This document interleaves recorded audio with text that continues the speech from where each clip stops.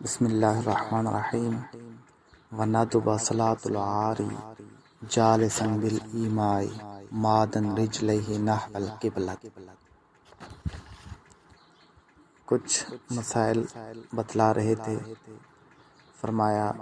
وندب صلاۃ العاری، ننگے کی نماز مستحب ہے، جالساً بیٹھ کر، بالایماء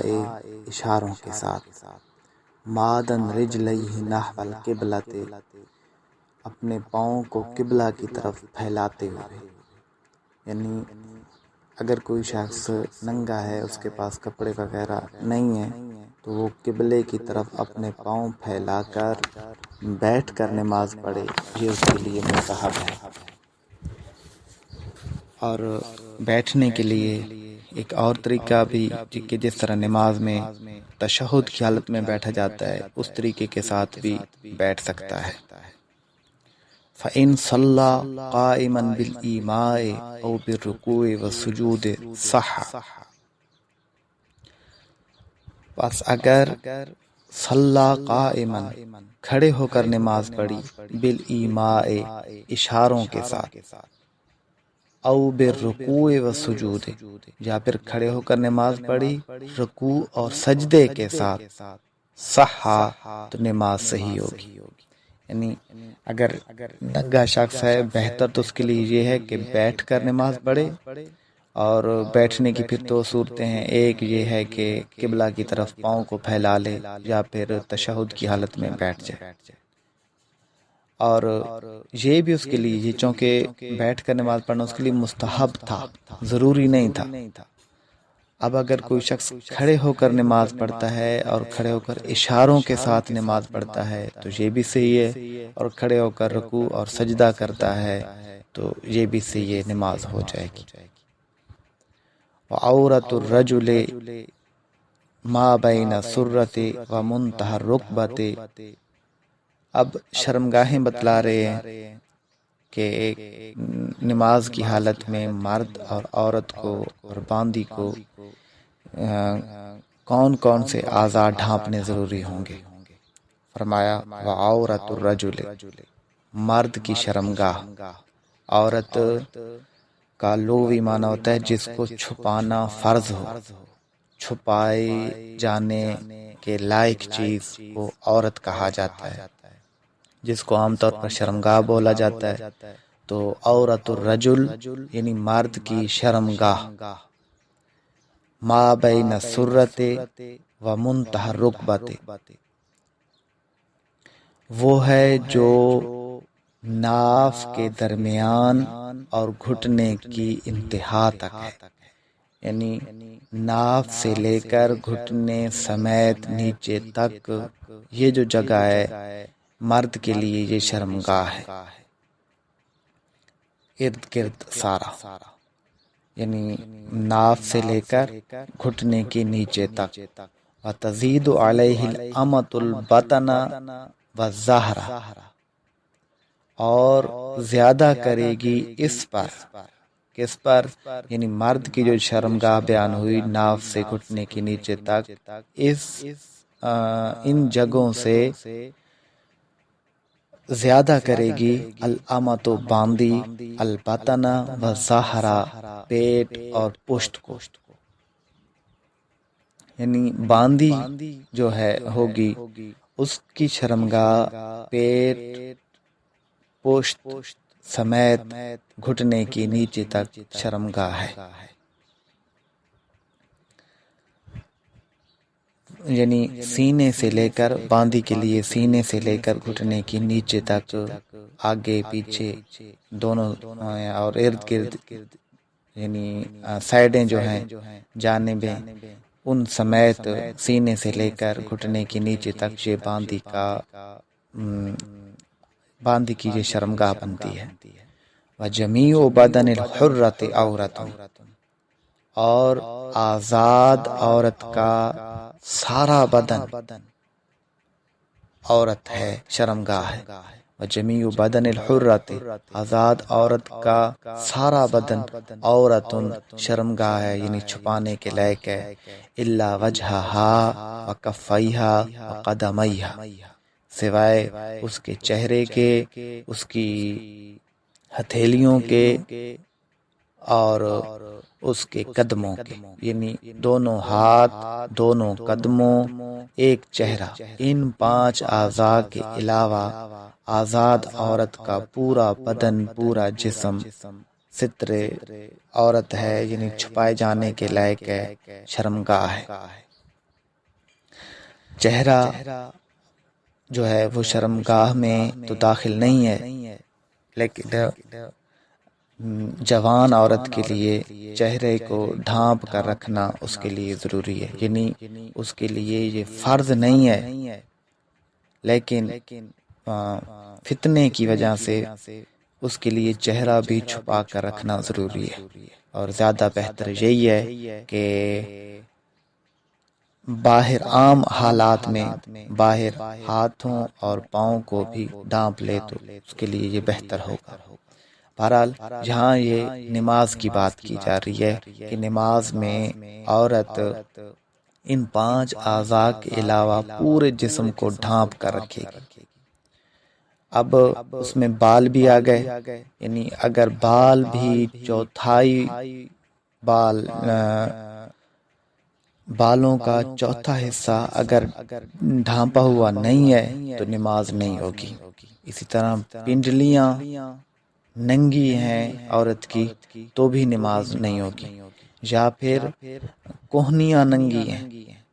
کوہنیوں تک جو جگہ ہے یعنی ہاتھ سے لے کر کوہنیوں تک یہ بھی اگر ننگی ہیں، ڈھانپی ہوئی نہیں ہیں تو پھر بھی نماز نہیں ہوگی۔ عورت کے لیے ان 5 اعضاء کے علاوہ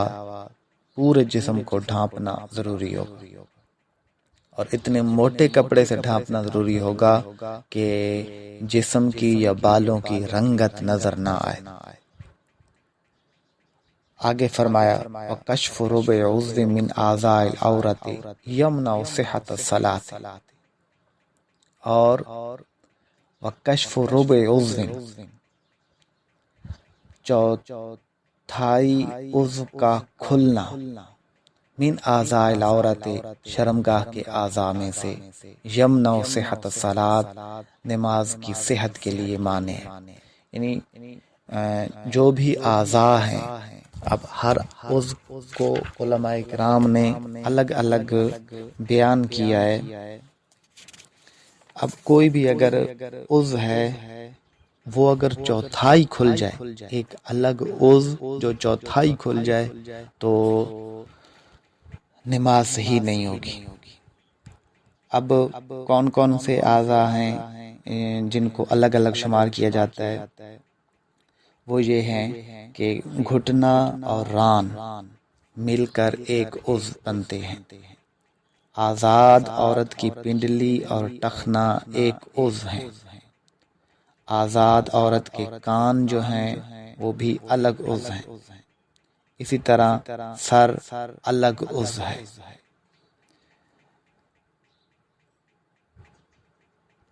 تو یہ جو ہیں یہ الگ الگ اعضاء ہیں۔ اسی طرح پستان اگر لٹکے ہوئے ہوں تو الگ عضو ہیں، ورنہ سینے سے مل کر ایک عضو بنتے ہیں۔ اسی طرح مرد کا عضو تناسل ایک الگ عضو ہے، اور خصیتین الگ الگ عضو ہیں۔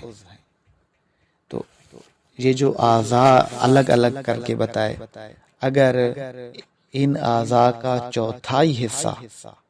نماز کی حالت میں کھل جائے، ننگا ہو جائے، تو ایک رکن کی مقدار یعنی 3 مرتبہ سبحان اللہ کہنے کی مقدار کھلا رہا، ننگا رہا، تو نماز ٹوٹ جائے گی، نماز دوبارہ پڑھنی ہوگی، نماز صحیح نہیں ہوگی۔ فرمایا وَكَشْفُ رُبْعِ عُضْوٍ مِّنْ أَعْضَاءِ الْعَوْرَةِ يَمْنَعُ صِحَّةَ الصَّلَاةِ، شرمگاہ کے اعضاء میں سے کسی عضو کا چوتھائی کھل جانا صحت نماز کے لیے مانع ہوتا ہے۔ وَلَوْ تَفَرَّقَ الْانْكِشَافُ، علی اعضاء من العورت، اگر الگ الگ کھلے شرمگاہ کے اعضاء، ولو تفرق الانکشاف، اگر انکشاف الگ الگ تھا، کھلنا یا ننگا ہونا الگ الگ تھا، علی اعضاء مختلف اعضاء پر، من العورت شرمگاہ میں سے،